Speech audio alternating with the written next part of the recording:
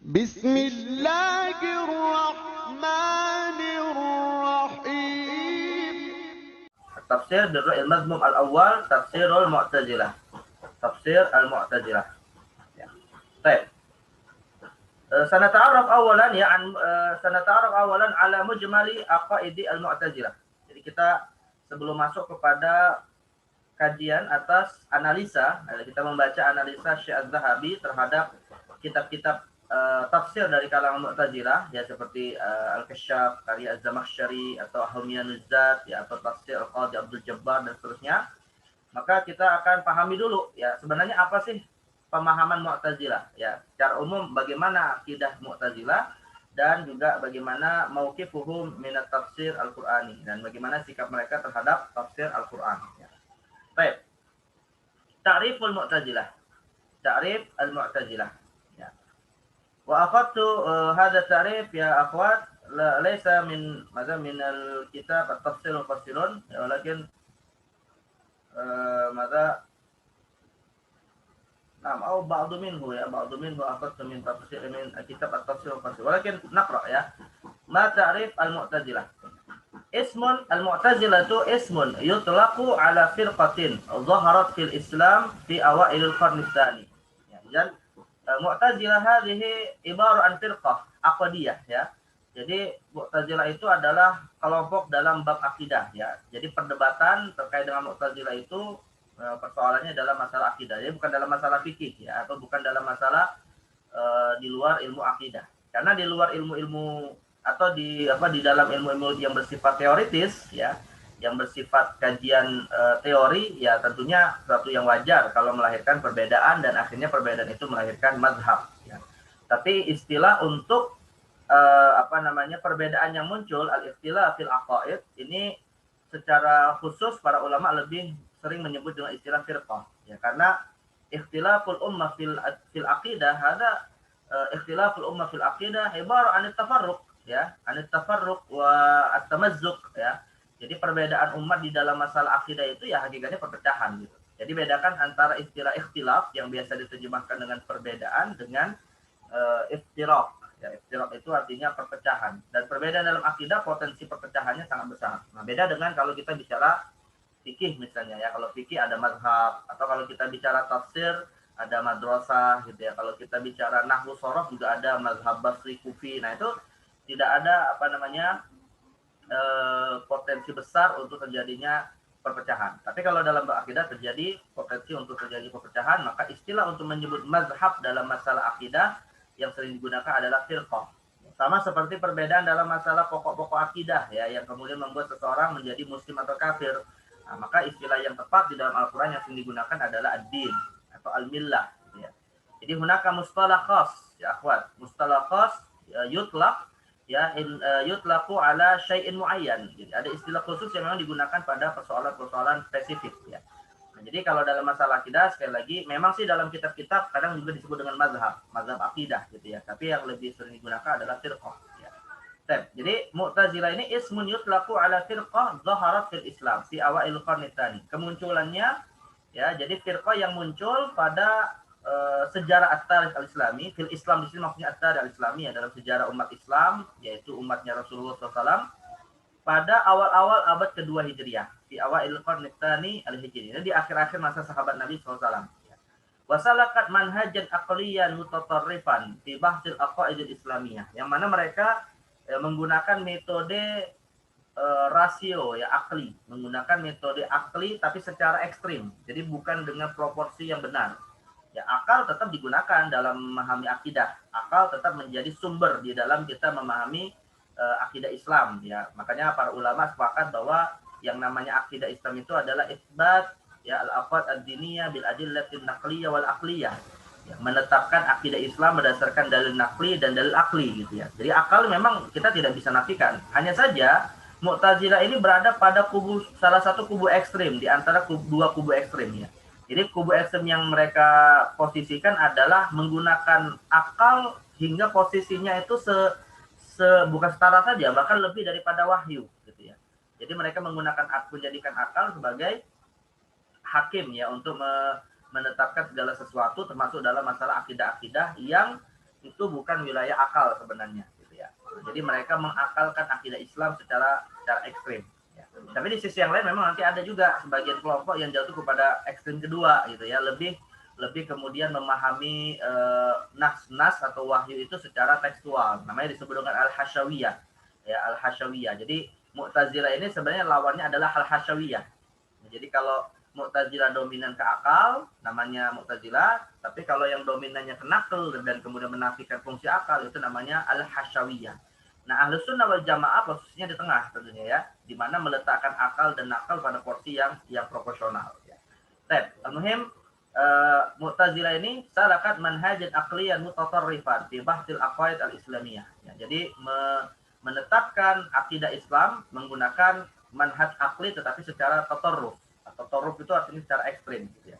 Wahum ashabu Wasil ibn Atha al-Ghazzal alladzi i'tazala an majlisil Hasan al-Basri. Nah, ini sudah ada isyarat nih ya akhwat terkait dengan penamaan i'tizal, penamaan Mu'tazilah. Jadi Mu'tazilah itu untuk menyebut kelompoknya ya, sedangkan akidahnya disebut dengan akidah i'tizal. Ya, orangnya disebut Mu'tazili ya. Nah, jadi yang menjadi pertanyaan mungkin adalah begini, dari mana istilah Mu'tazilah ini muncul gitu ya. Nah, banyak versi yang menyebutkan, tapi di antara versi yang masyhur adalah bahwa istilah Mu'tazilah ini muncul dari perbuatan Wasil ibn Atha al-Ghazzal.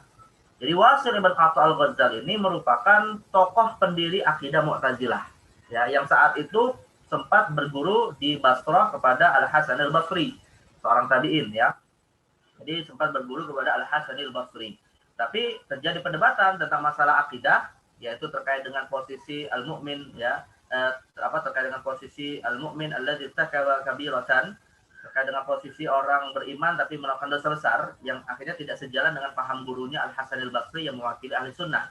Nah, saat itu Wasil bin Atha meyakini bahwa al-fasiku ya fi manzilah baina manzilatain, laysa bi mu'minin wala bi kafirin. Jadi akhirnya nanti kita akan pelajari ya konsep Mu'tazilah tentang masalah murtakibil kabirah. Yang mereka yakini pelaku dosa besar itu tidak mukmin, tidak kafir. Disebut dengan konsep al-manzilah bainal manzilatain. Nah, konsep inilah yang akhirnya membuat Wasil ibn Atha al-Ghazzal ini kemudian berpisah ya dari majelis gurunya Al-Hasan al-Basri, dan istilah berpisahnya seseorang dari suatu majelis itu disebut dengan i'tazal. I'tazala ya'tazilu. Ya, makanya kita akan mengenal juga istilah uzlah. Uzlah itu kan artinya orang yang mengasingkan diri. Nah, jadi dari kata i'tazala inilah kemudian apa yang diyakini oleh Wasil dan kemudian diikuti oleh beberapa orang yang mengikutinya disebut dengan Mu'tazilah. Baik. Laqad ikhtalafa al-bahithun fi asli hadhihi tasmiyah. Nah, maka tadi saya katakan ada banyak teori ya tentang kemunculan istilah Mu'tazilah ini. Ya, wa tafsir asy-sya'i alladhi awradahu kuttabul firaq. Ya, dan di dalam berbagai macam kitab-kitab yang ditulis tentang masalah firqah ya, tentang masalah dirasatul firaq, tentang masalah studi atas firqah-firqah akidah di dalam umat Islam, misalnya Al-Baghdadi, seperti Imam Al-Khatib Al-Baghdadi dalam kitabnya Al-Farqu Bainal Firaq wa Syahristani ya, atau Imam Asy-Syahristani dan kitabnya Al-Milal wan Nihal ya, atau juga karya Imam Al-Fakhruddin Ar-Razi juga punya kitab dalam masalah ini. Kemudian juga Imam Ibnu Hazm Al-Zahiri, termasuk Imam As-Safarini ya, Imam Al-Isfirayaini ya, dalam kitabnya At-Tabsirah dan seterusnya. Waman ala syakilatihima ya, jadi banyak kemudian yang menyebutkan dalam kitab-kitab ini walladzi yufid bi anna kalimatal mu'tazilah lafdun atlaqahu a'da'uhum min ahli sunnati alaihim litadlil ala annam infasalu anhum. Jadi istilah Mu'tazilah ini disebutkan dalam beberapa karya yang ditulis oleh ulama ahli sunnah tentang masalah firqah adalah sebagai istilah untuk menyebut ya, atau untuk membedakan ya dengan umat Islam yang menjadi musuh akidah ahli sunnah wal jamaah ya, karena mereka sudah infasalu anhum, sudah memisahkan diri akidahnya itu dari akidah ahli sunnah wal jamaah. Jadi Mu'tazilah di sini bukan sekedar maknanya i'tazala an majlisil Hasan al-Basri ya, bukan hanya karena mereka memisahkan diri dari majelisnya Hasan al-Basri, tapi juga karena mereka sudah menyelisihi dan memisahkan diri dari paham mayoritas umat Islam yang saat itu adalah ahli sunnah wal jamaah ya. Wa taraku masyayikhahum al-qudama, dan kemudian mereka juga meninggalkan paham-paham ya masyayikh, guru-guru mereka dari kalangan tabi'in, sahabat dan seterusnya. Wa tazalu qaulal ummah bi asriha fi murtakibil kabirah, di mana mereka berbeda dengan pendapat umat terkait dengan pelaku dosa besar secara khusus ya. Fahuwa bihadzal i'tibar ismun yatadammanu naw'an min adz-dzam wa ittihaman wadihan bil khuruji 'ala sunnati wal jamaah fal mu'tazili huwal mukhalifu wal munfasil. Nah, berdasarkan makna yang dipahami atau makna yang dijelaskan ya oleh Al-Baghdadi, Asy-Syihristani dan semisalnya, maka istilah Mu'tazilah ini tentunya adalah istilah yang negatif.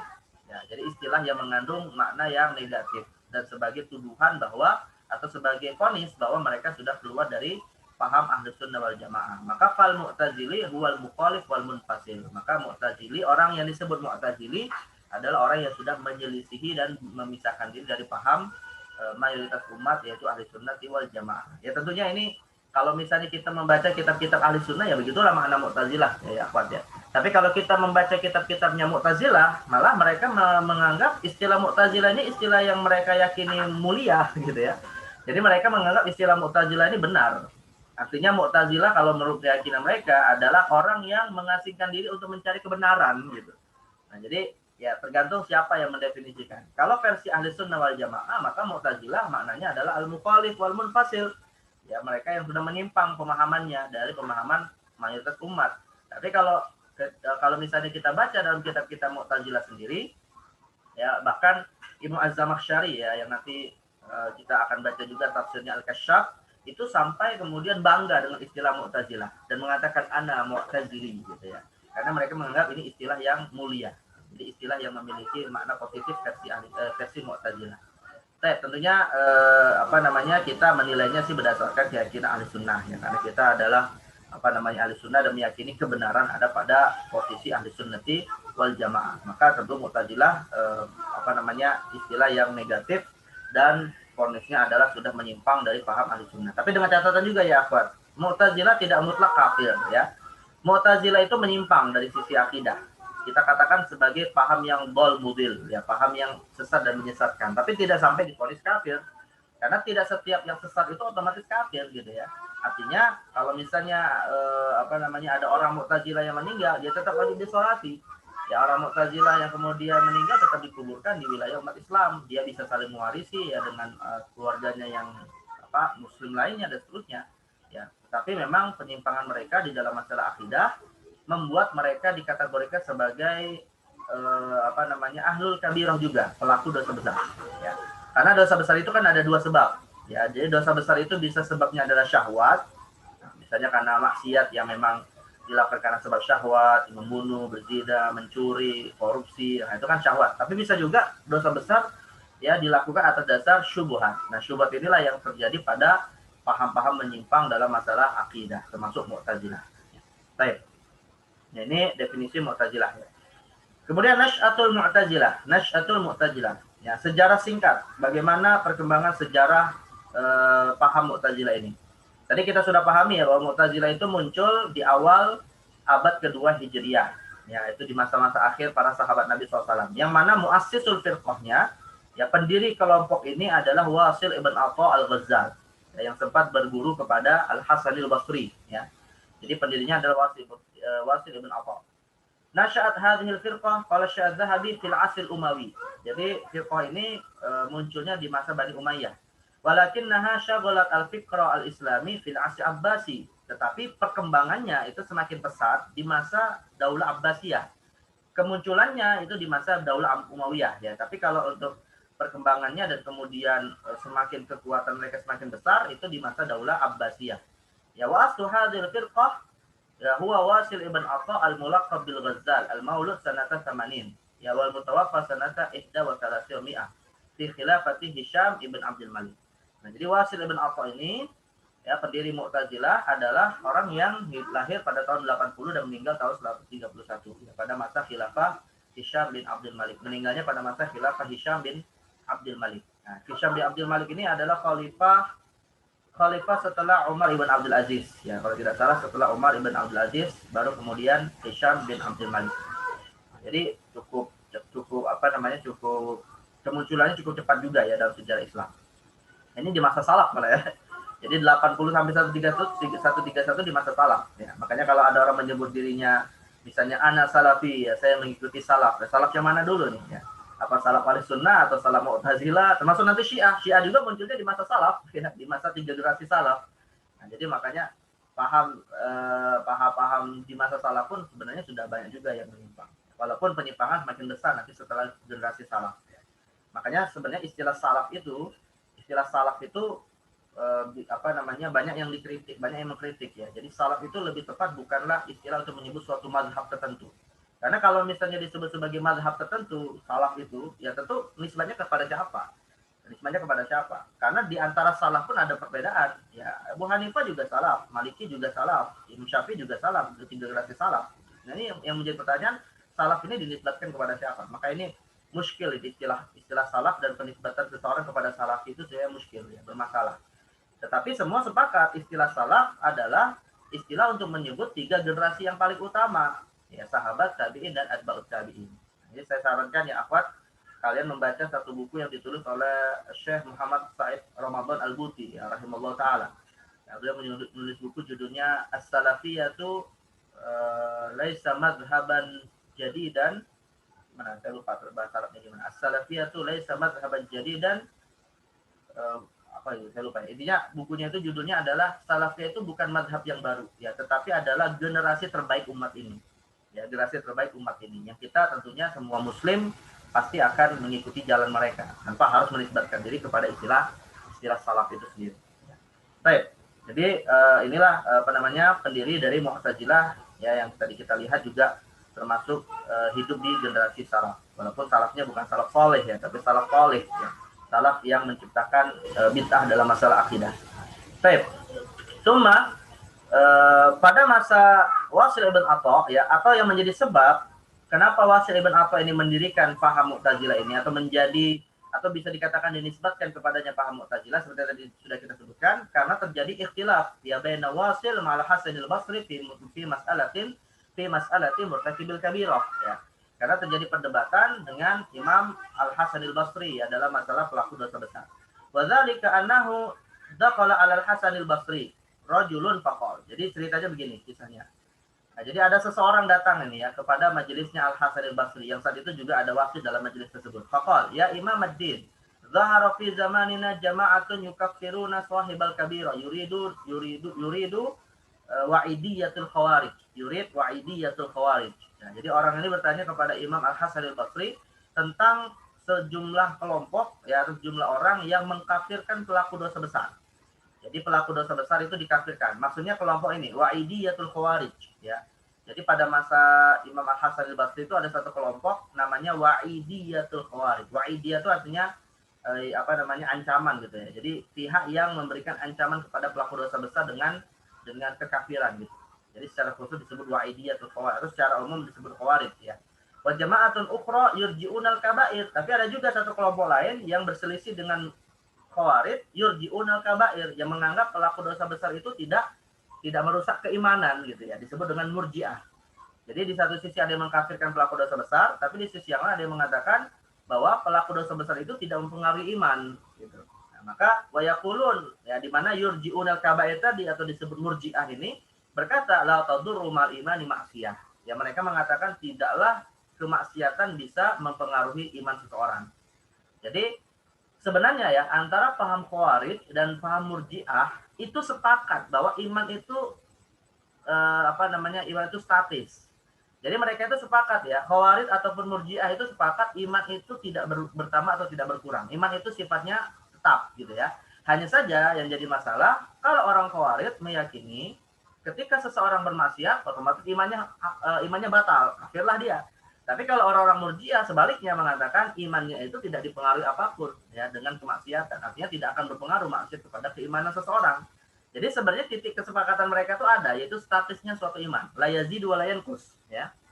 Jadi orang khawarij dan murji'ah sepakat iman itu la yazid wa la yanqus ya, la yazid bil ta'ah wa la yanqus bil maksiyah. Nah, tapi bedanya kalau khawarij ketika orang bermaksiat langsung vonis kafir, sedangkan kalau murji'ah ketika orang bermaksiat menganggap maksiatnya tidak mempengaruhi imannya. Ya, makanya mereka menganggap orang yang bermaksiat itu ya imannya sama seperti Abu Bakar, sama seperti Umar, bahkan iman ahli maksiat itu sama dengan imannya Rasulullah, ya versi murji'ah.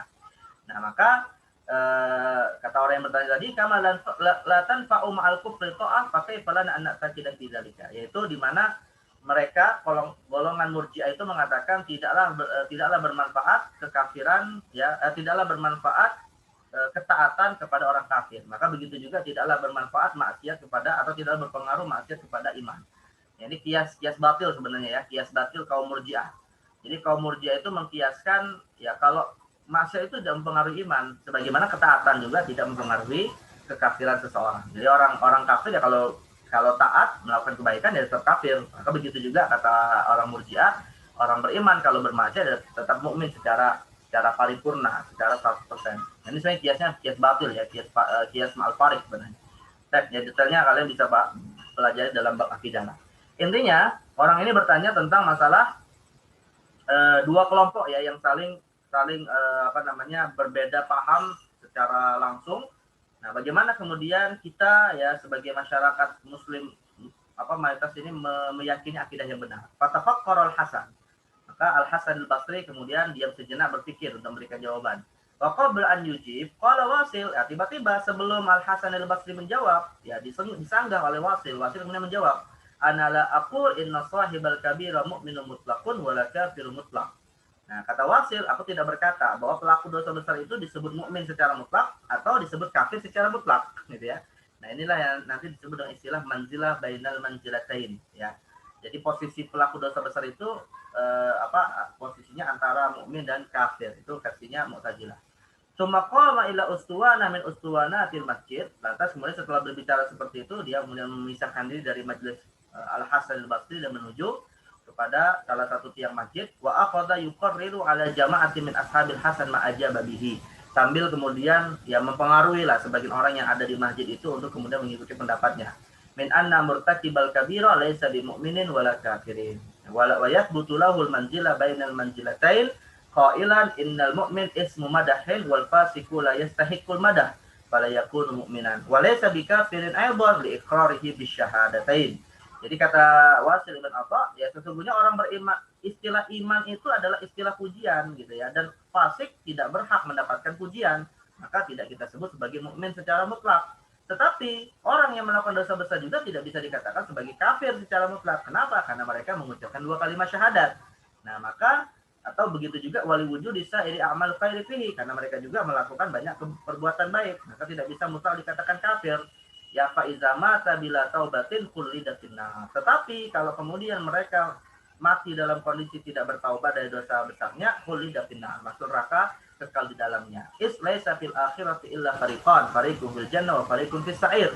Karena di akhirat ya tidak ada tempat yang ketiga, cuma ada 2 tempat saja, yaitu surga atau neraka. Lakin yukhaffafu anhu, tetapi pelaku dosa besar nerakanya itu diringankan, ya azabnya diringankan daripada orang yang memang murni kafir. Watakunu darokatuhu fauqa darokatil kufar. Maka posisi nerakanya itu di bawah posisi neraka orang-orang kafir. Nah, jadi ini bagi orang awam ya Pak. Bagi orang awam pahamnya Mu'tazilah ini cukup masuk akal ya, cukup masuk akal. Artinya orang beriman itu kata Wasil ya, atau istilah iman itu kata Wasil kan istilah yang istilah pujian, istilah yang murni ya, istilah yang mengandung pujian lah gitu, dan itu tidak layak disematkan kepada orang yang melakukan kemaksiatan atau disebut fasik. Nah, maka tidak bisa disebut mukmin secara mutlak. Tetapi tidak juga dia disebut kafir karena masih bersyahadat dan melakukan amalan-amalan yang lain. Ya, maka mereka di dunia kata Mu'tazilah posisinya adalah al-manzilah bainal manzilatain, ya posisinya adalah di antara dua bentuk posisi tadi, yaitu bainal mu'min wal kafir. Tetapi di akhirat, karena di akhirat tidak ada tempat yang ketiga, yang ada hanya surga dan neraka, maka pelaku dosa besar ini ya oleh Mu'tazilah sepaham dengan paham Khawarij, yaitu berada di neraka dan kekal di dalam neraka.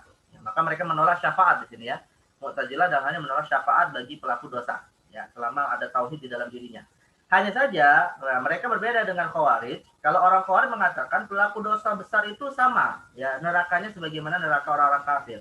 Tapi kalau paham Mu'tazilah, karena mereka masih ada unsur amal soleh yang bisa diterima di dunia, maka mereka ini berada di neraka tapi lebih ringan nerakanya daripada neraka orang kafir. Itu paham Mu'tazilah terkait dengan pelaku dosa besar di dunia dan di akhir. Nah, tentu ini kalau dalam paham Ahlussunnah wal Jamaah jelas menyimpang ya. Karena kalau dalam paham Ahlussunnah wal Jamaah ya. Yang menjadi persoalannya itu adalah status iman sebenarnya. Jadi Mu'tazilah, Khawarij, Murji'ah, ya, itu mereka bersepakat iman itu statis, tidak berubah. Ya. Karena mereka hanya meyakini iman itu sesuatu yang cukup diyakini selesai gitu ya, dan tidak dipengaruhi kelemahan atau kekuatannya lewat amal soleh.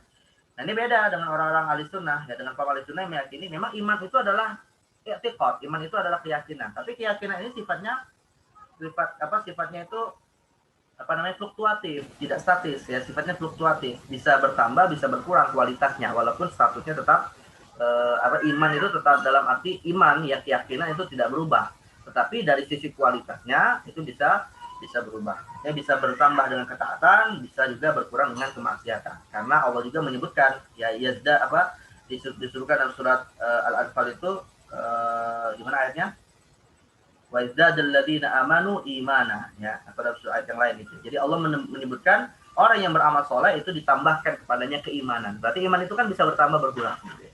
Nah, ini paham Ahlussunnah wal Jamaah. Dan kedua, ya, Ahlussunnah wal Jamaah meyakini bahwa pelaku dosa besar di akhirat ya, selama mereka masih memiliki tauhid dan keimanan ya, akan bisa mendapatkan syafaat. Dan syafaat terakhir yang Allah berikan kepada mereka adalah syafaat dari Allah itu sendiri. Ya, syafa'atu arhamir rahimin dalam hadis disebutkan. Ya, siapa yang masih ada keimanan walaupun hanya sebesar dzarrah di dalam dirinya akan bisa dikeluarkan dari api neraka dengan syafaat dari Allah Subhanahu wa taala. Nah, jadi di satu sisi mereka hakikatnya mengingkari syafaat. Makanya nanti kita akan pelajari ya. Salah satu keyakinan Mu'tazilah itu adalah mengingkari syafaat sebagaimana paham Khawarij. Ya.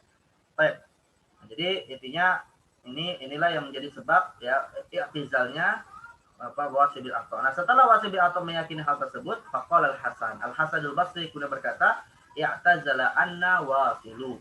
I'tazala anna wasilu falidzalika summiya huwa wa ashabuhu Mu'tazilah. Jadi istilah Mu'tazilah ini diambil dari perkataan Al-Hasan al-Basri ya, i'tazala anna wasilu.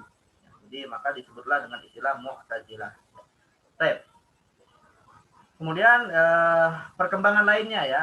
Syekh Az-Zahabi mengatakan i'tanaqaha min khulafa Bani Umayyah Yazid ibn al-Walid wa Marwan ibn Muhammad. Di antara khulafa Bani Umayyah ya, di antara khulafa Bani Umayyah atau Bani Umayyah yang meyakini paham Mu'tazilah ini yaitu Yazid ibn al-Walid. Ya, Yazid ibn al-Walid dan juga Marwan bin Muhammad. Marwan bin Muhammad ini merupakan khalifah terakhir ya. Marwan bin Muhammad adalah khalifah terakhir dari Bani Umayyah yang kemudian dibunuh gitu oleh pasukan Abu Abbas As-Saffah ya, yang nanti akan menjadi khalifah pertama dari Bani Abbasiyah. Nah, jadi ini khalifah terakhir yang mengikuti paham Mu'tazilah. Tetapi di masa Bani Umayyah paham Mu'tazilah ini belum terlalu kuat ya, karena mereka memang belum dominan. Namun pada masa Bani Abbasiyah mereka secara politik cukup kuat ya, karena diikuti oleh beberapa khalifah yang sejalan dengan pemahaman mereka yang terpengaruh dengan keyakinan Mu'tazilah. Ada tiga khalifah Bani Abbasiyah ya yang meyakini paham Mu'tazilah ini. I'tanaqaha min khulafa'i Bani Abbas Al-Ma'mun ya, Ibn Harun Ar-Rasyid wal Mu'tasim wal Wathiq. Ya, Al-Ma'mun wal Mu'tasim wal Wathiq. Nah, ini tiga khalifah yang muncul setelah masa Al-Amin ya, Al-Amin. Jadi yang pertama Abu Abbas As-Saffah, kedua Abu Ja'far Al-Mansur, kemudian Al-Hadi Al-Mahdi, kelima Harun Ar-Rasyid, nah yang keenam Al-Amin, nah yang ketujuh Al-Ma'mun, kedelapan Al-Mu'tasim, yang kesembilan Al-Wathiq. Nah, kemudian di zaman khalifah setelah Al-Wathiq yaitu Al-Mutawakkil, kemudian dirubahlah keyakinannya secara resmi Bani Abbasiyah kemudian tidak lagi meyakini Mu'tazilah tetapi Ahli Sunnah wal Jamaah. Dan pada masa tiga khalifah inilah ya Imam Ahmad bin Hanbal itu diuji dengan dipenjara selama 3 masa khalifah ini. Nah, ini sejarah singkat ya terkait Mu'tazilah. Lalu kemudian pada perjalanannya paham Mu'tazilah ini pun tidak selalu bersepakat gitu ya. Jadi beberapa pengikut paham Mu'tazilah atau beberapa tokoh Mu'tazilah ini pun kemudian ada yang berselisih pendapat dalam beberapa masalah, meskipun nanti mereka akan bersepakat di dalam 5 usulnya. Jadi kalangan Mu'tazilah ini sepakat pada 5 usul, tapi dalam beberapa rincian yang mereka berbeda dan akhirnya terpecah ya, paling tidak secara umum ada 2 madrasah besar. Jadi madrasatul i'tizal yang pertama Wasil ibn Atha bil Basrah dan yang kedua Bishr ibn al-Mu'tamar di Baghdad. Bishr ibn Mu'tamar di Baghdad. Nah, yang paling dominan ya akhwat, yang paling dominan dalam sejarah sebenarnya malah bukan paham Mu'tazilahnya Wasil ibn Atha ya. Tapi malah yang dominan itu adalah paham Mu'tazilahnya Bishr ibn al-Mu'tamar. Ya, dan mereka inilah yang kemudian berhasil mempengaruhi khilafah Bani Abbasiyah gitu ya. Dalam perjalanannya seperti itu. Ya, intinya ada perdebatan dan perbedaan di antara mereka. Baik. Takawwanat lil i'tizal madrasatan kabiratan, madrasatul Basrah wa ala ra'siha Wasil ibn Atha wa madrasatu Baghdad wa ala ra'siha Bishr ibn al-Mu'tamar. Wa kana baina mu'tazilil Basrah ya wa mu'tazili Baghdad jidalun wa khilafun fi katsirin minal masail. Nah, ini penjelasan Syekh Az-Zahabi ya, adanya pertentangan di antara sesama paham Mu'tazilah itu sendiri. Kemudian Asmaul Mu'tazilah ya, di antara nama-nama Mu'tazilah lain ya, selain Mu'tazilah juga kelompok ini disebut dengan beberapa nama. Yulaqabul Mu'tazilah bil Qadariyah taratan wa bil Mu'attilah taratan ukhra. Jadi mereka ini disebut juga dengan Qadariyah dan Mu'attilah. Amma talqibuhum bil Qadariyah fali annahum yusniduna af'alal ibadi ila qudratihim wa yunkiruna al-qadar fiha. Nah, mereka disebut Qadariyah karena mereka ya mengingkari takdir. Jadi mereka mengingkari adanya takdir Allah atas perbuatan manusia dan menganggap bahwa af'alul ibad itu adalah mutlak merupakan kudrahnya manusia. Jadi mereka menolak adanya campur tangan Allah di dalam takdir dan perbuatan manusia. Jadi mereka menganggap manusia lah yang menciptakan perbuatannya. Dan paham Qadariyah ini tentunya juga berselisih 100% dengan paham Jabariyah. Nah, Jabariyah itu dekatnya kepada Murji'ah. Ya, kalau Jabariyah itu dekatnya ke Murji'ah. Yang mana mereka kemudian menganggap manusia tidak bisa berbuat apa-apa kecuali atas dasar takdir Allah secara mutlak. Ya. Nah, ahli sunnah jelas memiliki paham yang berbeda ya. Ahli sunnah tidak Qadariyah, tidak Jabariyah. Kalau ahli sunnah meyakini bahwa ya Allah itu ada takdir, punya takdir yang ditetapkan kepada manusia. Tapi manusia diberikan oleh Allah ikhtiar, ya diberikan oleh Allah kekuatan dan kudrah yang diistilahkan dalam paham Asy'ari dengan istilah al-kasab. Jadi al-kasab atau ikhtiar itu diberikan kepada manusia dan disitulah nanti akan menjadi sebab manusia mendapatkan thawab atau iqab. Ya. Atau dalam konsep lain disebut juga dengan takdir kauni, takdir syar'i dan seterusnya. Ini bisa kalian baca dalam masalah akidah babnya takdirnya. Wa amma talqibu bil mu'attilah fali annahum yaquluna bi nafyi sifatil ma'ani. Nah, sedangkan mereka disebut dengan mu'attilah karena mereka menafikan sifatul ma'ani. Nah, sifatul ma'ani itu ya akhwat adalah sifat-sifat yang diitsbat ya oleh semua ahli sunnah wal jamaah. Karena itu tidak ada unsur tajsim. Ya, jadi sifat yang tidak ada unsur Allah disamakan dengan makhluk. Itu namanya sifat ma'ani ya. Nah, jadi sifat ma'ani itu tidak ada khilaf di kalangan ahli sunnah bahwa itu adalah sifatullah ya. Misalnya seperti Allahu alim ya, kemudian qadir dan seterusnya, hayyun ya, kemudian sami. Nah, itu disebut dengan sifat ma'ani gitu ya. Tapi memang ahli sunnah wal jamaah ya, ahli sunnah wal jamaah cukup dekat dengan paham Mu'tazilah kalau terkait dengan sifat-sifat khabariyah atau sifat-sifat mutasyabih gitu ya. Jadi kalau sifat khabariyah misalnya seperti yad, istiwa, nuzul. Nah, di sini ahli sunnah wal jamaah cukup dekat dengan paham Mu'tazilah. Ya, karena mereka tidak memahami sifat khabariyah sebagaimana zahirnya. Walaupun secara maknawi, nah ini akan ada perdebatan juga dengan Mu'tazilah, tapi jauh dengan paham Mujassimah.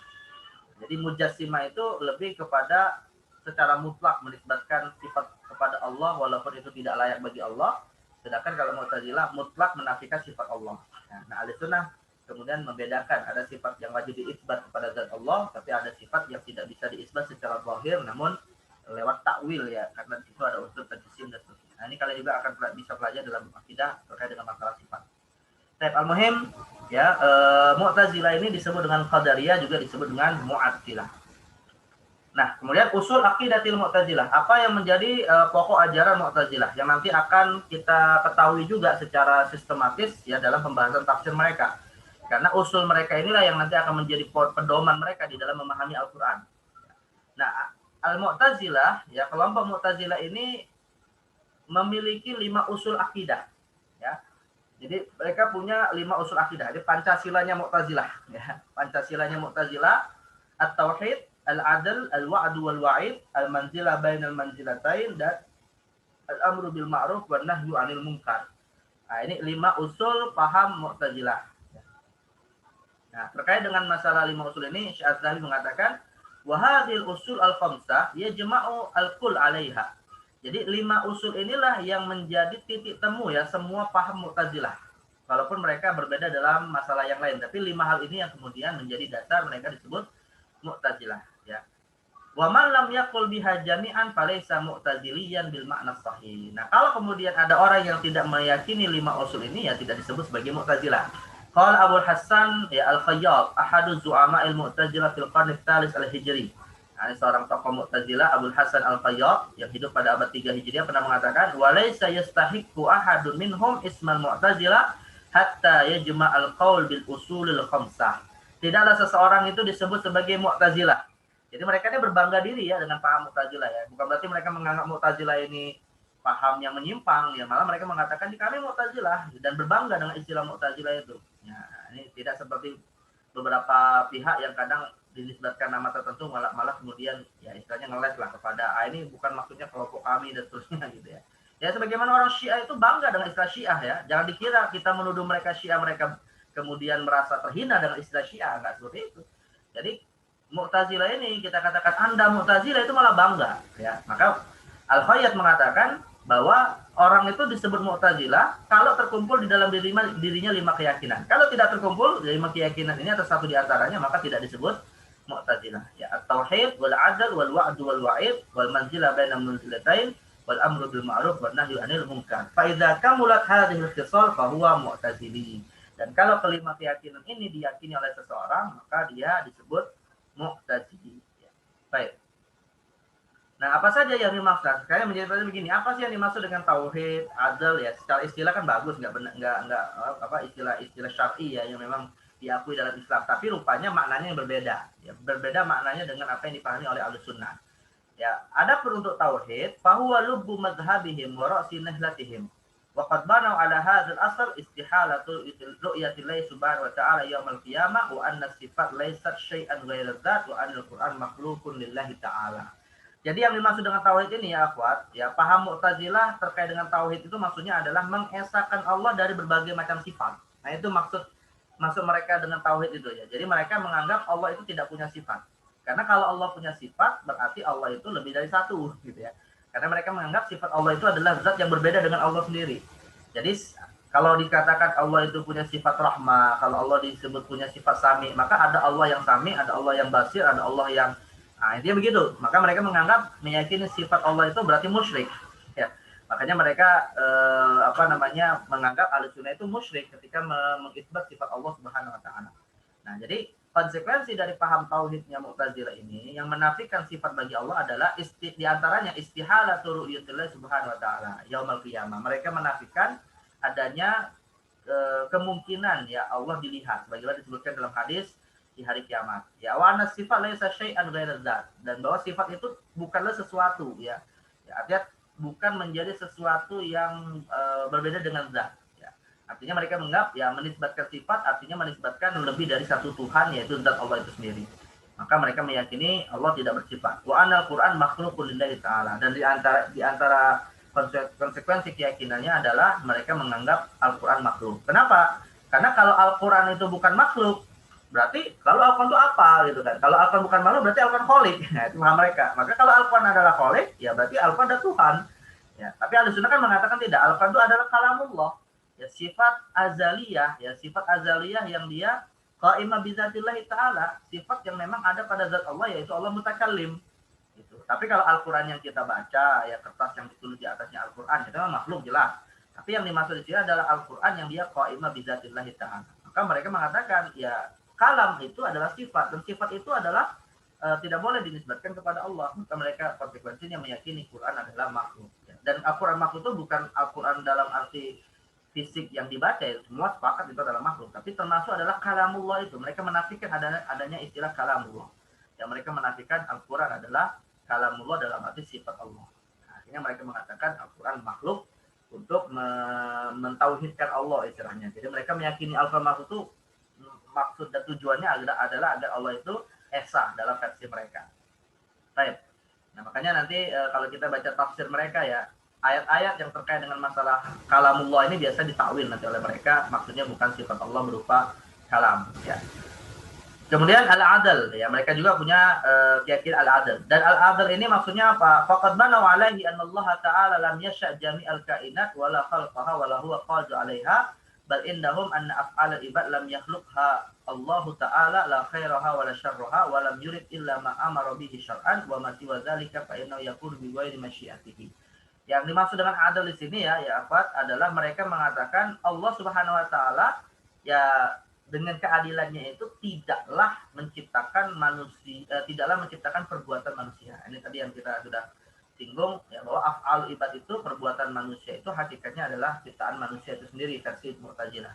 Dan itu mereka yakini sebagai bentuk keadilan Allah. Karena kalau misalnya perbuatan manusia juga adalah merupakan ciptaan Allah, kata versi mereka ya, maka seakan Allah menciptakan sesuatu yang tidak adil. Kenapa kok si fulan jadi taat, si fulan jadi maksiat? Ya, kenapa si fulan kok fakir, si fulan ghani? Nah, itu akal mereka ya, mereka meyakini itu tidak adil gitu. Kenapa dibeda-bedakan? Nah, jadi akhirnya mereka meyakini perbuatan manusia itu hakikatnya adalah ciptaan manusia itu sendiri yang tidak ada sangkut pautnya dengan ketentuan Allah Subhanahu wa taala. Nah, itu yang disebut dengan al-adl versi Mu'tazilah. Baik. Kemudian yang ketiga al-wa'du wal wa'id. Nah, kalau al-wa'du wal wa'id ini ya terkait dengan pelaku dosa besar ya. Wa ammal wa'du wal wa'id fa matmunuhu anallaha yujazi man ahsana bil ihsan wa man asa'a bis su' la yaghfiru lil murtakibil kabira ma lam yatub. Jadi paham al-wa'du wal wa'id inilah yang nanti terkait dengan nasib pelaku dosa besar. Karena mereka meyakini Allah itu wajib, ya kata Mu'tazilah ya, Allah itu wajib memberikan pahala kepada pelaku ketaatan dan wajib ya menetapkan dosa kepada ahli maksiat dan tidak boleh mengampuni mereka di akhirat kalau mereka tidak taubat. Gitu ya. Jadi mereka itu mewajibkan Allah sesuatu gitu ya. Allah tidak boleh, bahkan juga melarang Allah melakukan sesuatu gitu ya. Tidak boleh Allah mengampuni mereka. Nah, itu paham Mu'tazilah. Karena ini kata mereka tidak sejalan dengan paham al-wa'du wal wa'id, tidak sejalan dengan keyakinan tentang ancaman dan janji ya kepada ahlul ta'at dan ahlul maksiat. Wala yuqbalu fi ahlil kaba'ir syafa'ah, dan karena itu mereka menolak syafaat kepada ahlul kaba'ir. Lantas bagaimana hadis-hadis tentang syafaat? Ya bagi versi Mu'tazilah ya, hadis-hadis tentang syafaat itu maksudnya syafaat kepada ahli surga saja. Apakah dinaikkan derajatnya atau misalnya mereka mendapatkan tambahan nikmat, itu syafaat versi Mu'tazilah. Jadi tidak ada istilah syafaat bagi pelaku dosa besar ya. Wala yukhriju ahadan minhum minan nar. Dan orang yang sudah masuk neraka tidak akan keluar dari neraka. Nah, itu versi Mu'tazilah. Wa awdah min hadza annahum yaqulun innahu yajibu 'ala Allah an yutibal muti' wa yu'aqibul murtakibil kabirah. Nah, yang intinya adalah mereka berkata Allah wajib memberikan pahala kepada orang yang taat dan memberikan azab kepada orang yang berbuat dosa. Fasahibul kabira idza mata wa lam yatub la yajuzu an ya'fu Allah anhu li'annahu au'ada bil iqabi 'alal kaba'ir wa akhbara bihi. Ya, yang mana kata Mu'tazilah Allah tidak boleh memberikan pengampunan ya kepada orang-orang yang berbuat maksiat karena Allah sudah mengancam mereka dengan dosa ya, dengan azab. Maka itu seakan-akan mereka mengatakan kalau Allah mengampuni berarti Allah menyelisih janji. Nah, ini versi Mu'tazilah gitu ya. Falau lam yu'aqib lazimal khalq fi wa'idihi. Nah, maka kalau misalnya Allah kemudian tidak mengazab pelaku maksiat tapi malah mengampuninya, nah mereka malah mengatakan berarti Allah telah menyelisihi janjinya. Wahum ya'nuna bidzalika anna tsawab 'ala ta'at wa iqab 'ala al-ma'siyat qanunul hatmi iltazamallahu bihi. Jadi Syekh Az-Zahabi mengatakan bahwa ya Mu'tazilah itu meyakini intinya pahala dan dosa itu merupakan ya aturan yang mengikat Allah gitu ya. Jadi Allah itu ya oleh mereka diwajibkan sesuatu. Jadi aturan yang tidak boleh Allah melanggarnya, itu versi Mu'tazilah ya, bahwa Allah wajib memberikan pahala dan dosa terhadap pelaku maksiat atau pelaku ketaatan. Nah, ini kalau versi Ahlussunnah ya akhwan, biar kalian juga tidak terpengaruh juga ya.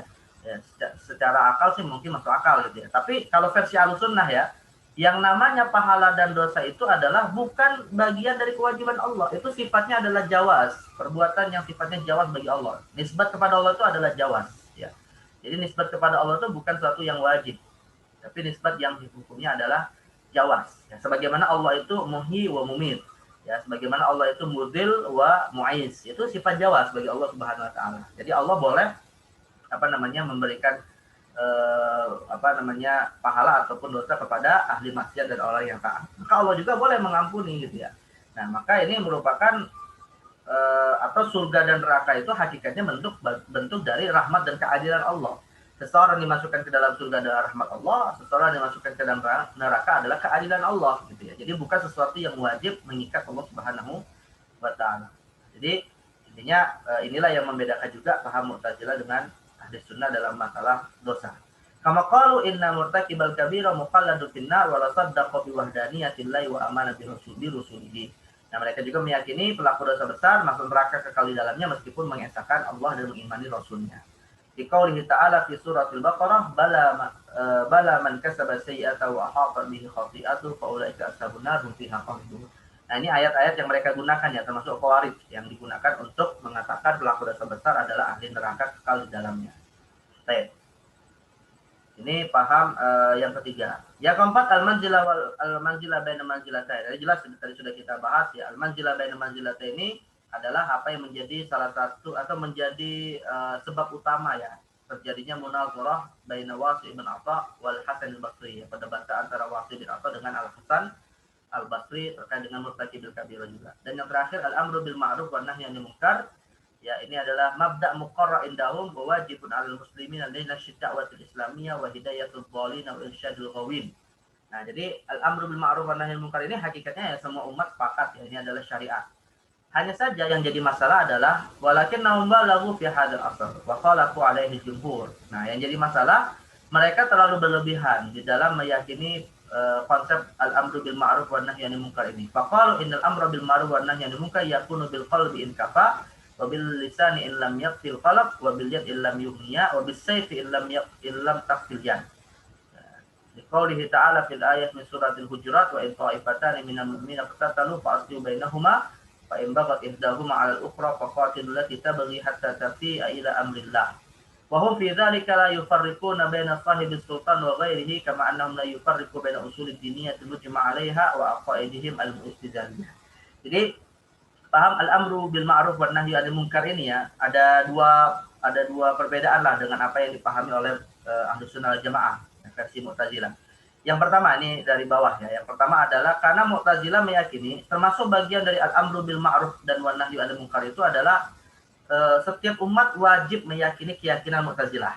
Nah, jadi mereka memaksakan keyakinannya kepada umat dan menganggap bahwa persoalan akidah yang mereka yakini itu wilayahnya adalah wilayah usul ya, yang dianggap sudah wilayahnya itu mujma' versi mereka atau sudah disepakati versi mereka dan harus harus didakwahkan kepada umat.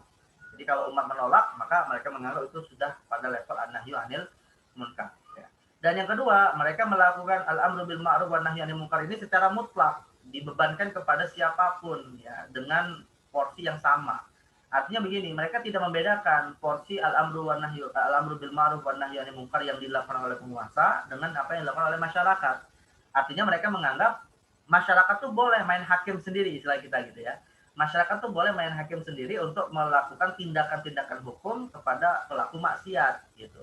Walaupun itu akan berakibat kepada mudarat yang lebih besar. Jadi mereka tidak membedakan mana yang al-amru bil ma'ruf wan nahyi 'anil munkar versi yang memang porsi dari pemerintah ya, misalnya seperti pembelakan hudud atau porsi masyarakat ya, yang kemudian bisa dengan dakwah bilisan dan seterusnya. Jadi intinya mereka menganggap sama saja, tidak membedakan antara penguasa atau rakyat. Makanya Mu'tazilah juga ya Akhwat mengatakan tidak wajib umat itu mendirikan kekuasaan politik ya, bagi mereka itu tidak wajib. Jadi al-amru bil ma'ruf wan nahyi 'anil munkar itu tetap wajib diterapkan meskipun tidak ada pemerintah, karena mereka menganggap pemerintah itu tidak wajib ada. Nah, ini yang juga wilayah fikih yang mempengaruhi paham Mu'tazilah dalam masalah politik. Baik. Nah, kelima hal ini yang nanti akan banyak kita temukan ya paham-paham seperti ini di dalam tafsir-tafsir Mu'tazilah ya. Nah, kemudian terakhir ya, kalau tadi adalah kita berbicara tentang paham Mu'tazilah secara umum. Nah, sekarang kita akan berbicara secara khusus nih ya, paham Mu'tazilah seputar tafsir Al-Quran. Bagaimana Mu'tazilah memahami Al-Quran dan bagaimana mereka menafsirkan Al-Quran. Nah, Syekh Az-Zahabi menganalisa setidaknya manhajul Mu'tazilah fi tafsir Al-Quran itu ada sab'atu manahij ya. Ada 7 manhaj, ada 7 metode ya, atau ada 7 pisau analisa. Ada 7 metodologi yang digunakan oleh Mu'tazilah di dalam menafsirkan Al-Quran. Ya ini sifatnya analisa Syekh Az-Zahabi ya dari kajian beliau terhadap tafsir-tafsir kalangan Mu'tazilah. Nah, kita tentu ya silakan untuk mentaklidi beliau atau untuk menambah atau mengurangi apa yang beliau jelaskan. Tapi ini intinya analisa beliau ada 7 hal yang menjadi bentuk manhaj Mu'tazilah di dalam menafsirkan Al-Quran. Ya, al-manhajul awal iqamatu tafsirihim ala usulihimul khamsah. Nah, mereka menjadikan Al-Qur'an ya itu sebagai pembenaran atas 5 paham mereka tadi. Ya, dengan makna yang mereka inginkan dari 5 paham itu tadi. Ya, tauhid, al-adlu, al-wa'du wal wa'id, al-manzilah baina manzilatain, wal amru bil ma'ruf wan nahyi 'anil munkar versi mereka. Ya, maka mereka akan menafsirkan setiap ayat Al-Qur'an sesuai dengan keyakinan ini. Kalau misalnya ditemukan ayat yang bertentangan dengan konsep atau 5 usul mereka ini tadi, ya otomatis akan mereka takwil gitu ya, akan mereka alihkan maknanya agar tetap sesuai dengan paham yang mereka yakini ini. Maka mereka ini sudah mencari, meyakini sesuatu, baru kemudian dicari pembenaran. Jadi bukan mencari kebenaran, tapi mencari pembenaran terhadap 5 usul mereka. Asani inkarul Mu'tazilah lima yu'ariduhum minal ahadits sahihah. Nah, mereka juga mengingkari ya hadis-hadis sahih yang bertentangan dengan usul mereka. Jadi hadis-hadis sahih yang terkait dengan masalah sifatullah, masalah ru'yatullah fil akhirah, masalah syafaat ya yang tidak sesuai dengan pemahaman dan keyakinan Mu'tazilah, kalau itu atau sekalipun itu adalah hadis yang sahih secara sanad, tetap mereka ingkari. Karena sekali lagi yang menjadi poin utama mereka adalah 5 keyakinan usul ini tadi, meskipun itu dianggap bertentangan dengan Al-Quran atau hadis yang sahih. Kemudian yang ketiga, iddi'a'um anna kulla muhawalatihim fit tafsir muradatulillah. Nah, mereka mengklaim bahwa tafsir yang mereka lakukan terhadap Al-Quran itu merupakan kehendak Allah. Ya, jadi mereka secara pede lah istilahnya begitu, meyakini bahwa apa yang mereka tafsirkan itu memang itulah yang Allah kehendaki. Maka yang menolak tafsir mereka dianggap menentang kehendak Allah gitu ya. Yang menentang tafsir atau tidak sejalan dengan tafsir mereka itu dianggap tidak sesuai dengan apa yang Allah inginkan. Nah, ini kan sikap fanatisme butanya kalangan Mu'tazilah ya terhadap paham mereka dan keyakinan mereka terhadap tafsir Al-Quran yang mereka simpulkan berdasarkan 5 usul tadi. Kemudian yang keempat, al-mabda'ul lughawi fit tafsir wa ahamiyatuhu ladal Mu'tazilah. Ini kalian nanti bisa baca sendiri dalam kitab Tafsir Fasir ya, penjelasan detail. Jadi kita ambil poin-poinnya saja. Yang keempat adalah mereka ini tokoh-tokoh Mu'tazilah ini termasuk ahli-ahli ya dalam bidang kebahasaan. Karena mereka kemudian dalam dalam menafsir Al-Qur'an juga sangat berpegang kepada aspek bahasa. Ya, ini yang makanya kalangan liberal hari ini ya, akhwat. Kalangan liberal hari ini itu kadang juga menggunakan pendekatan bahasa ya untuk mengalihkan makna yang tidak diinginkan oleh makna syar'i terhadap bahasa itu. Ya, jadi kadang mereka juga bermain-main dengan bahasa ya. Di satu sisi mereka memang menguasai bahasa Arab dengan baik gitu ya, tapi kemudian mereka menafsirkannya sesuai dengan apa yang sesuai dengan keyakinan mereka. Misalnya nih, ya, paham liberal hari ini misalnya ya menafsirkan kata milkul yamin itu dengan arti sama-sama suka, akhirnya boleh berhubungan seksual kalau sama-sama suka misalnya kan. Jadi tidak dimaknai sebagai perbudakan. Atau mereka meyakini bolehnya homoseksual ya dengan mencari ayat-ayat yang misalnya bisa menunjukkan kepada makna kebolehannya. Ghair ulil irbati minar rijal misalnya. Jadi mereka itu menggunakan ayat-ayat Al-Qur'an tapi dengan mencari aspek bahasanya untuk kemudian ditafsirkan sesuai dengan apa yang mereka sudah yakini sebelumnya. Jadi maka ya seorang ahli sunnah juga harus betul-betul menguasai bahasa Arab dengan baik untuk bisa membantah mereka ya agar tidak jatuh kepada permainan mereka dalam menafsirkan Al-Quran secara kebahasaan. Saya juga pernah menemukan ya satu artikel itu mengatakan Islam itu mendiskriminasi wanita gitu ya. Kenapa Islam mendiskriminasi wanita? Karena domir-domir di dalam Al-Quran yang terkait dengan Allah itu rata-rata muzakkar. Nah, akhirnya disimpulkan Islam itu mendiskriminasi wanita. Misalnya seperti surah Al-Ikhlas, ya, Qul huwallahu ahad. Kenapa tidak Qul hiya misalnya gitu ya? Kenapa kok Qul huwa? Akhirnya mereka menyimpulkan, nah ini bukti bahwa Islam mendiskriminasi kaum wanita karena domir muzakkar dinisbatkan kepada Allah. Ya, ini tentu kan tidak benar ya. Keyakinan seperti ini adalah tidak benar. Kenapa? Karena dalam tradisi bahasa Arab memang domir mutakar itu adalah domir yang dominan digunakan untuk sebagai kata pengganti gitu ya, dan tidak dilihat apakah pihak yang dijadikan kata pengganti itu adalah muzakkar atau muannas. Ya Allah pun tidak boleh kan dinisbatkan kepada muzakkar atau muannas karena Allah laisa kamitslihi syai'. Nah, jadi ini pun kita bisa membantah dengan pendekatan bahasa seperti ini. Jadi tapi intinya mereka menggunakan bahasa untuk menyesuaikan Al-Qur'an dengan keyakinan mereka. Kemudian tasarruful mu'tazilah fil qira'atil mutawatirah al-munafiyah limadzhabihim. Nah, mereka juga ya menolak ya qiraat-qiraat Al-Qur'an yang itu sudah mutawatir kalau bertentangan dengan mazhab mereka. Bukan hanya menafsirkan ya, tapi juga ayat-ayat Al-Qur'an yang itu riwayatnya mutawatir, kalau kemudian tidak sesuai dengan akidah Mu'tazilah, mereka tolak gitu ya. Walaupun itu secara sanad sahih mutawatir kepada Rasulullah Shallallahu Alaihi Wasallam. Nah, inilah yang membuat mereka hakikatnya juga bisa jatuh ya kepada pengingkaran terhadap Al-Qur'an itu sendiri. Lalu tadarru'ul Mu'tazilah bil furudil majaziyah idza bada zahirul Qur'an ghariban.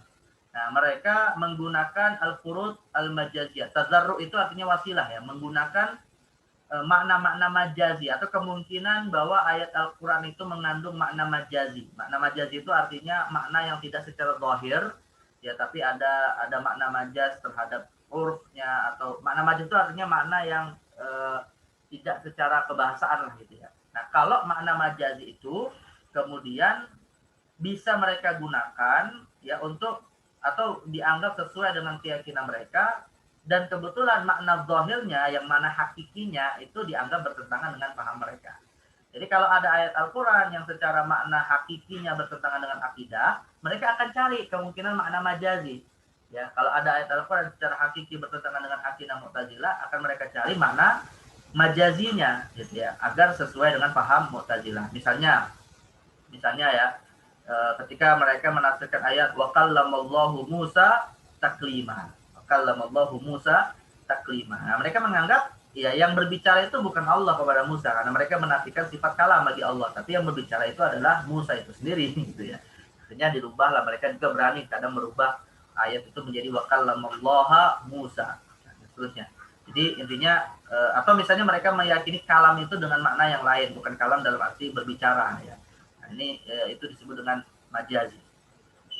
Baik, dan yang terakhir adalah tafsiruhum lil Qur'an ala dhaui ma ankaruhu minal haqa'iqid diniyah. Nah, mereka juga yang menafsirkan Al-Qur'an dengan tafsiran yang di tafsiran-tafsiran ayat yang itu jauh ya dari makna-makna yang diinginkan Al-Qur'an kalau terkait dengan haqa'iq ad-diniyah. Haqa'iq ad-diniyah ini ya, akhwat, yang dimaksud dengan haqa'iq ad-diniyah ini adalah wilayah-wilayah keyakinan agama yang masuk dalam konteks gaib.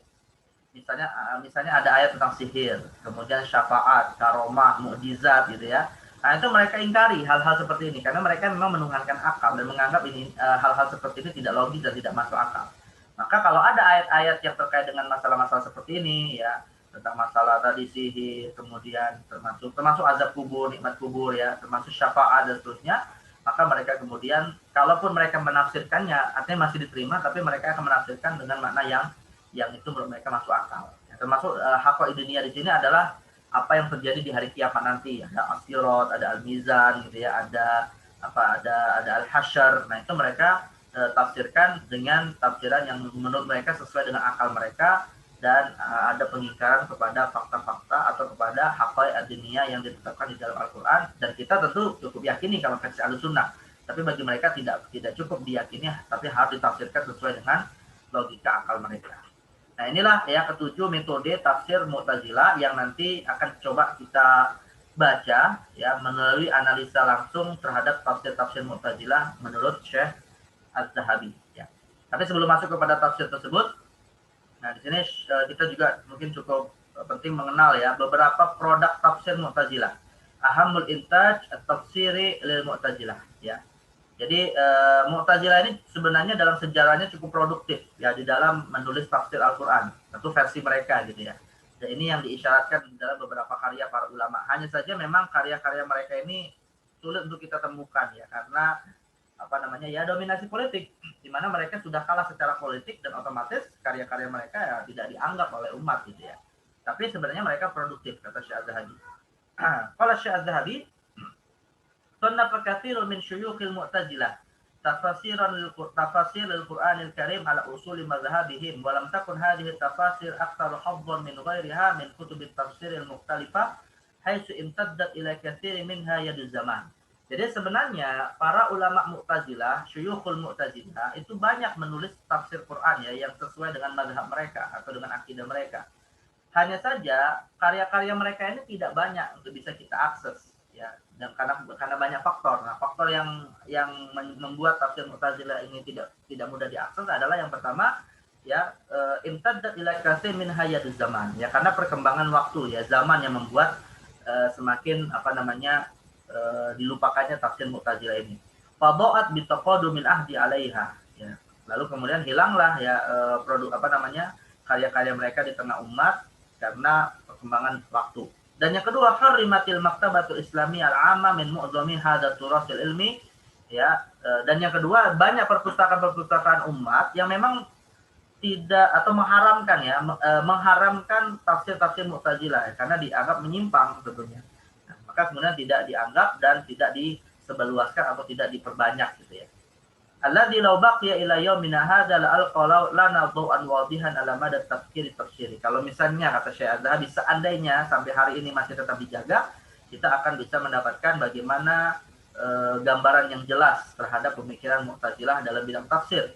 Ya, li syuyukhi hadzal madhhabil mu'tazili ya, wa likashfilana an haqiqati ma yunsabu li ba'd syuyukhihi min tafsirat wa siyatin ya. Jadi agar kita bisa memahami nih paham-paham Mu'tazilah dari tokoh-tokoh yang paling klasik lah gitu. Nasma'u biha min ulama'inal mutaqaddimin wa naqifu minha mawqifal ha'il baina syakki wal yaqin lima yudkaru anha min al-istifadati wa tadakhum ila haddin yakadu yakunu mutakhayyilan aw mubalighan fihi. Karena masalahnya kata Syekh Az-Zahabi, ya kita hanya memahami paham Mu'tazilah itu lewat ulama ahli sunnah saja kebanyakannya. Jadi kita memahami Mu'tazilah dan keyakinan mereka hanya melalui paham-paham yang disampaikan oleh kalangan ahli sunnah yang kemudian menulis tentang Mu'tazilah gitu. Tapi tidak langsung membaca bagaimana Mu'tazilah itu memahami keyakinan mereka. Dan ini sebagai pembuktian bahwa karena di dalam kitab-kitab ahli sunnah ya paham Mu'tazilah itu digambarkan penyimpangannya luar biasa sampai pada hal-hal yang menurut kita seakan-akan mutakhayyilan atau mubalighan fihi. Ya sampai-sampai kemudian sesuatu yang apakah seperti itu Mu'tazilah meyakini akidahnya gitu ya. Nah, ini yang kemudian perlu konfirmasi lah langsung kepada kitab-kitab yang ditulis oleh kelompok Mu'tazilah itu sendiri. Tapi yang jadi masalah lagi-lagi kitab-kitabnya tidak mudah kita temukan. Nah, Syekh Az-Zahabi kemudian menyebutkan ya beberapa karya nih. Nah, kita cepat-cepat saja beberapa karya Mu'tazilah yang disebutkan di dalam beberapa kitab yang disebut dengan Tabaqatul Mufassirin ya. Nah, Syekh Az-Zahabi mengatakan natasaffah Tabaqatul Mufassirin li-Suyuti wa Tabaqatul Mufassirin li tilmidhihi Ad-Dawudi wa ghairuhuma minal kutubil lati laha inaya bihadza sya'an. Nah, jadi kalau kita membaca beberapa karya ulama yang menulis secara khusus ya tentang ini seperti fihris lah ya, seperti fihris atau seperti ensiklopedi kitab-kitab tafsir ya, yang ditulis oleh Imam Suyuti atau muridnya Ad-Dawudi. Nah, kita akan menemukan beberapa karya Mu'tazilah seputar tafsir Al-Quran. Ya, atau misalnya kita baca biografi para para ulama ya, lintas mazhab, lintas akidah, yang mana mereka kemudian disebutkan juga beberapa karyanya. Misalnya seperti Ibnu Nadim dalam kitab Fihrisatnya gitu ya. Nah, kita akan temukan nih beberapa karya Mu'tazilah. Misalnya Abu Bakar Abdurrahman ibn Kaisan al-Asham pada abad ke-3 Hijriah, 240 Hijriah. Ya, termasuk tokoh Mu'tazilah yang paling tua dan syekh dari Ibrahim ibn Ismail ibn Aliyah ya, yang pernah berdebat dengan Asy-Syafi'i. Jadi Abu Bakar al-Asham ini adalah syekh dari Ibrahim ibn Ismail. Nah, muridnya ini pernah berdebat dengan Imam Asy-Syafi'i rahimahullah taala. Nah, Imam Ibnu Nadim menyebutkan dalam kitab Fihrisatnya annau allafa tafsir Al-Qur'an Al-Karim, bahwa Abu Bakar al-Asham pernah menulis tafsir Al-Quran ya, tapi kemudian tidak ditemukan fisiknya.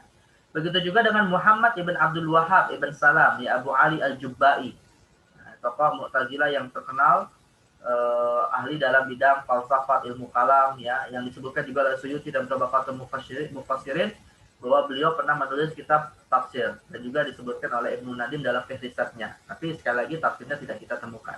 Kemudian ada Abul Qasim Abdullah ibn Ahmad al-Balkhi al-Hanafi al-Ma'ruf bil-Ka'bi al-Mu'tazili. Ya, al-Ka'bi al-Mu'tazili. Nah, fikihnya mazhabnya Hanafi tapi akidahnya Mu'tazilah. Ini juga pada abad tadi kalau Abu Ali al-Jubba'i abad ke-4, abad ke-5, kemudian juga ini al-Ka'bi abad ke-5. Ya, Shahibu Kashfid Dunun menjelaskan, Haji Khalifah penulis kitab Kashfid Dunun mengatakan bahwa Al-Ka'bi ini menulis tafsiran kabiran yaqafi isnai asyara mujalladan yang ditulis sebanyak 12 jilid. Ya, bahkan dia mengatakan lam yusbaq ilaihi walakin lam yaqalana hadza tafsir ka ghairihi. Yang mana tafsir ini sangat besar, sangat sangat bagus yang belum ada menulis tafsir seperti Al-Ka'bi ini. Ya, tapi sekali lagi tafsirnya pun tidak kita temukan hari ini. Kemudian wa Abu Hashim Abdus Salam ibn Abi Ali Al-Jubba'i. Ya, Abu Hashim Abdus Salam ibn Abi Ali Al-Jubba'i ya wafat pada abad ke-4 Hijriah juga. As-Suyuti menyebutkan dia menulis tafsir juga, tapi tidak kita temukan fisiknya. Kemudian Abu Muslim Muhammad ibn Bahar Al-Asfahani abad ke-4 ya sannafa tafsiran ismuhu Jami'ut Ta'wil li Muhkam Tanzil yang ditulis sebanyak 14 jilid. Ya, ada yang mengatakan 20 jilid yang disebutkan oleh Ibnu Nadir dalam Fihrisat dan juga disebutkan oleh Suyuti dalam Bughyatul Lu'at fi Tabaqatin Nuhat. Ya. Wa hadha tafsir fi ma yabdu huwa alladhi ya'tamidu 'ala al-Fakhr Razi fi ma yanqulu fi tafsiri min aqwali mansubah li Abi Muslim. Nah, inilah tafsir yang dinukil ya oleh Fakhr Razi dalam tafsir kabirnya dan dinisbatkan kepada Abu Muslim yang digunakan oleh Imam Ar-Razi untuk membantah paham Mu'tazilah. Waqad akhadha ba'dul mu'allifin ma ja'a fi tafsir Fakhr Razi mansuban lil Muslim wa jama'ahu fi kitab mustaqil samahu tafsir Abi Muslim Al-Asfahani. Nah, lalu kemudian tafsir Abu Muslim Al-Asfahani ini yang banyak dinukil oleh Ar-Razi dikumpulkan oleh sejumlah peneliti, diambil dari tafsir Ar-Razi tapi ya, kemudian dikumpulkan oleh sejumlah peneliti dan ditulis atau dikumpulkan sebagai dengan judul tafsir Abi Muslim Al-Asfahani. Nah, Syekh Adzhabi mengatakan ya, beliau telah membaca ya sebagian dari tafsir ini dan ditemukan di Maktabah Al-Jami' Al-Misriyah. Ya, ada ditemukan di Universitas Kairo. Kemudian Abul Hasan Ali ibn Isa Ar-Rumani, ya, abad ke-5 Hijriah, abad ke-4 Hijriah, ahadu syuyukhil Mu'tazilah al-mutasyayyi'in. Tokoh Mu'tazilah yang juga meyakini paham Syiah ya, sannafa tafsir Al-Qur'an Karim. Nah, disebutkan oleh As-Suyuti dalam Tabaqatul Mufassirin dan bahkan As-Suyuti mengatakan sempat melihatnya dan juga disebutkan oleh Shahibu Kashfid Dunun. Ya, dan tafsir ini diringkas oleh Abdul Malik ibn Ali Al-Mu'azzinul Harawi yang wafat pada abad ke-5 Hijriah. Walakinna lam nazfar bihi wala bi mukhtasarihi. Tapi yang jadi masalah kata Haji Khalifah pengarang Kashfud Dunun tidak ditemukan tafsir ini hari ini ya, begitu juga dengan mukhtasarnya. Hanya diriwayatkan aja dari lisan ke lisan tapi tidak ditemukan tafsirnya. Kemudian ada juga Ubaidillah ibn Muhammad ibn Jaru al-Asadi Abul Qasim bin Nahwi al-Arudi al-Mu'tazili abad ke-4 ya 387. Qala Suyuti fi Tabaqat al-Mufassirin innahu sannafa tafsir al-Qur'an wa dzakara fi bismillahirrahmanirrahim atau 20 wajhan walakin lam nadfar bihi aidan. Nah, Suyuti menyebutkan ya al-Arudi al-Mu'tazili ini tadi menulis kitab tafsir, bahkan bismillahirrahmanirrahim itu ditafsirkan sebanyak 120 tafsir ya. 120 makna yang ditemukan dalam bismillahirrahmanirrahim. Artinya ini menggambarkan besarnya tafsir ini, tapi lagi-lagi tafsirnya tidak kita temukan. Wal Qadi Abdul Jabbar ibn Ahmad Al-Hamadani, nah, yang menulis di abad ke-5 menulis kitab Tanzihul Quran Anil Mata'in. Nah, inilah yang nanti akan dikaji oleh Syekh Adzhabi ya. Yang akan kita baca langsung dalam kitab At-Tafsirul Fasirun, Tanzihul Quran Anil Mata'in, dan inilah kitab tafsir Mu'tazilah yang bisa dibaca oleh para peneliti hari ini. Ya, walakin nau ghairu syamil li jami' ayatil Quran. Nah, hanya saja tafsirnya ini tidak lengkap 30 juz. Kemudian Wasyariful Murtadha Al-Alimus Syi'i Al-Alawi. Nah, kemudian ada kalangan Syiah yang juga sejalan dengan paham Mu'tazilah menulis tafsir namanya Asyariful Murtadha yang mencampurkan antara paham Mu'tazilah dan paham Syiah. Ya, yang wafat pada abad ke-5.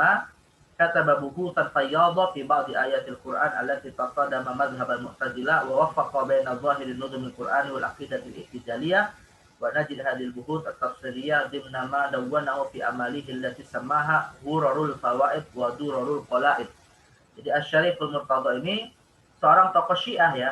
Memang sih dalam tafsirnya juga banyak membantah paham Mu'tazilah, tapi juga banyak yang memahami atau meyakini paham Mu'tazilah itu sendiri. Jadi artinya ada tafsirnya yang sejalan dengan Mu'tazilah, ada tafsirnya yang tidak sejalan dengan Mu'tazilah, dan itu dikumpulkan di dalam kitab yang dia tulis amali ya, bukan kitab yang dia tulis. Jadi dia kitab yang diimlakan, yang didiktekan kepada muridnya dan ditulis dengan judul Ghurarul Fawaid wa Durarul Qalaid. Nah, ini kitab ini juga bisa kita temukan secara fisik dan Syekh Adzhabi juga akan menjelaskannya nanti di Tafsir wal Mufassirun. Kemudian wa Abdus Salam ibn Muhammad ibn Yusuf Al-Qazwini, Syekhul Mu'tazilah, wafat pada abad ke-15 Hijriah, disebutkan juga dalam Tabaqatul Mufassirin karya Suyuti, di mana dia jama'at tafsir al-kabir alladzi lam yarid fi tafsir akbar minhu wal ajma' lil fawaid laula annahu muwajjah bi kawan mu'tazilah wa batta fihi mu'taqadu wa fi 300 mujallad.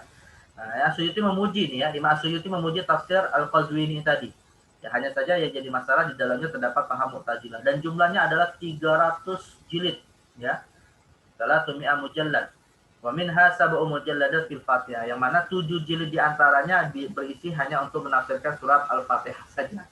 Ya, dan juga dinukil oleh Ibnu Najjar, annahu qala fi syarh Al-Qazwini, innahu kana tawilul lisan wa lam yakun muhaqqiqan illa fi tafsir, fa innahu la hajja bit tafsir hatta jabal kitaban balagh 500 mujallad hasyaya fihi al-ajaib hatta ra'aitu min mujalladan fi ayat wahidah wa yaqulu ta'ala wa tabu ma syayatin ala mulku Sulaiman ya. Nah, Imam Ibnu Najjar ini menceritakan tentang tafsir Qazwini yang jumlahnya lebih daripada apa yang diinformasikan oleh Suyuti ya. Ini jumlahnya sampai 500 jilid ya untuk tafsir Al-Qazwini tadi, dan ada satu jilid hanya menafsirkan satu ayat ya kata Ibnu Najjar. Jadi satu jilid dari tafsir Al-Qazwini itu menafsirkan satu ayat dalam surah Al-Baqarah, wattaba'u ma tatlu syayatin, itu sampai satu jilid. Jadi ini kesaksian dari beberapa ahli sejarah ya, Suyuti, kemudian Ibnu Najjar terkait dengan tafsirnya. Tapi sekali lagi, apakah ditemukan tafsirnya secara fisik? Nah, ini wallahu a'lam. Nah, kemudian tafsir yang besar juga karya Mu'tazilah ini yang paling masyhur ya, kalangan Mu'tazilah yang paling masyhur dan bisa kita temukan, bisa kita baca secara langsung, yaitu tafsir Abdul Qasim Mahmud ibn Umar Az-Zamakhsyari. Nah, ini yang juga akan dikaji oleh Syekh Az-Zahabi ya. Fassara Al-Qur'an Al-Karim tafsiran 'aziman jiddan laula ma fihi min naza'atil i'tizal. Nah, jadi tafsir yang luar biasa nih, sebenarnya tafsir yang sangat bagus, di bidang bahasa juga luar biasa. Hanya yang jadi masalah di dalamnya terdapat tafsir-tafsir yang sejalan dengan paham Mu'tazilah. Bahwa ashmal ma wasala ilaina min tafsir Mu'tazilah. Dan ini adalah tafsir yang paling lengkap ya. Tafsir yang paling lengkap terkait dengan tafsir Mu'tazilah. Jadi kalau misalnya ditanya apa tafsir yang paling lengkap yang hari ini kita bisa baca terkait dengan paham Mu'tazilah atau terkait dengan produk tafsir Mu'tazilah, maka itu adalah tafsir Az-Zamakhsyari yang juga nanti akan dikaji secara khusus oleh Syekh Az-Zahabi. Nah, kesimpulannya ya akhwat, Syekh Az-Zahabi dalam kitab At-Tafsir wal Mufassirun nanti akan menjelaskan kepada kita 3 kitab ya, 3 karya Mu'tazilah yang memang bisa kita temukan secara fisik dan juga sudah dikaji secara mendalam oleh Syekh Az-Zahabi. Yang pertama adalah Tanzihul Quran 'anil Mata'in lil Qadhi Abdul Jabbar, kemudian Amal Syarif Al-Murtada ya, Ghurarul Fawaid tadi, dan yang ketiga adalah Al-Kasyaf karya Az-Zamakhsyari. Nah, ketiga kitab inilah yang nanti akan dijelaskan oleh Syekh Az-Zahabi dalam Tafsir Al-Fasirun.